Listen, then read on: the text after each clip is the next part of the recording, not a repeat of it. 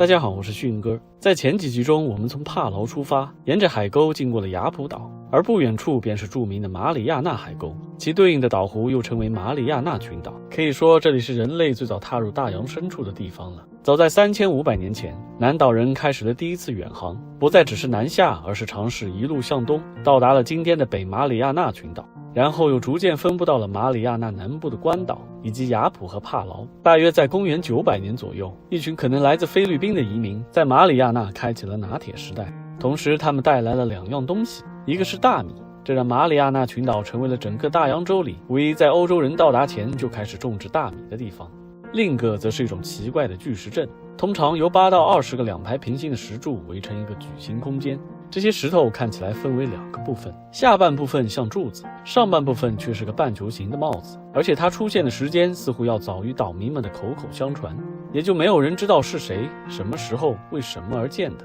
沉重的半球形石帽又是怎么放上去的？所以很长时间以来，大家都坚信这是他们具有超人力量的祖先摆放好的，于是在矩形的空间里埋葬去世的亲人。直到今天，考古学家们考察发现，原来这些并非巨石阵，而是曾经的建筑基础。与很多湿热的地方一样，将建筑高高架起，可以使空气在房屋下流通，以保持建筑物的干燥，甚至还有防洪抗震的效果。而柱子上端的半球形设计，则可能是为了防止老鼠的攀爬。如今菲律宾也都还有类似这样存放稻米的建筑，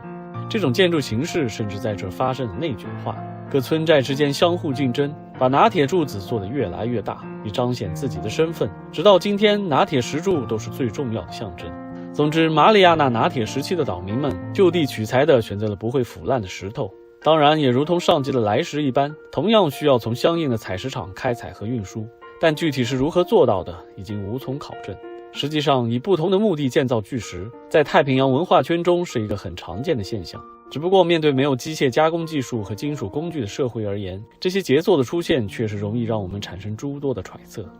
1521年，环球航行的麦哲伦成为了第一个到达马里亚纳群岛的欧洲人。由于双方的一些矛盾冲突，这里最初被命名为强盗群岛，而关岛因为数百只独木舟的壮观景象，则被麦哲伦取名为风帆之岛。1667年，西班牙人到达后，直接宣布了主权，以当时王后的名字玛利亚安娜命名了整个群岛。而关岛的名称，据说是因为西班牙人最初遇到了当地叫卖水果的岛民，喊着寡汉寡汉，意思是我有我有，所以就把这个岛称为了 Guam。在西班牙人到达之前，马里亚纳的社会结构是建立在种姓制度之上的，其中最高种姓称为 Chamorro。西班牙人到达以后，结束了持续800年的拿铁时代，同时也终结了种姓制度，并将 Chamorro 用相似的西班牙语 Chamorro 替代，成为了所有岛民的统称，即今天的查摩罗人。在经历了近3个世纪的西班牙统治后，马里亚纳群岛的文化已经趋同于西班牙，大多数人也皈依了天主教，传统的查摩罗习俗几乎消失殆尽。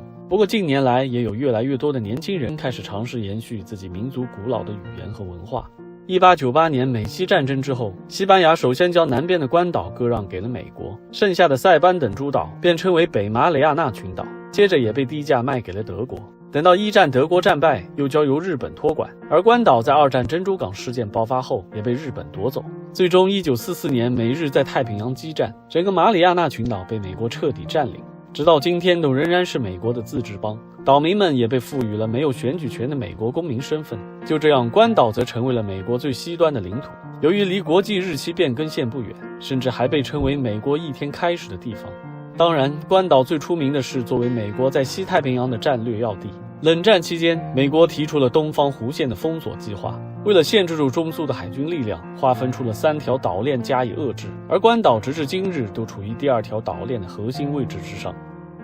这集的最后，想再回头聊几句日本与帕劳的趣事。日本曾经把南太平洋诸岛欺负了个遍，而今天却为了弥补国防和自然资源上的不足，不得不对南太平洋岛国进行大量援助。其中帕劳所在的海域提供着全球60%的金枪鱼，日本便是最大的需求方，所以双方关系自然十分密切。密切到什么程度呢？帕劳1994年独立后，第一任总统就是一名日裔帕劳人。世界上唯一规定日语为官方语言的地区，竟然不是日本，而是帕劳的安加尔岛，因为日本的宪法里并没有这个规定。不仅如此，再来看看帕劳的国旗图案吧。你还说没有一点关系，谁信呢？欢迎转发和留言，在此祝大家新春快乐，我们下期再见。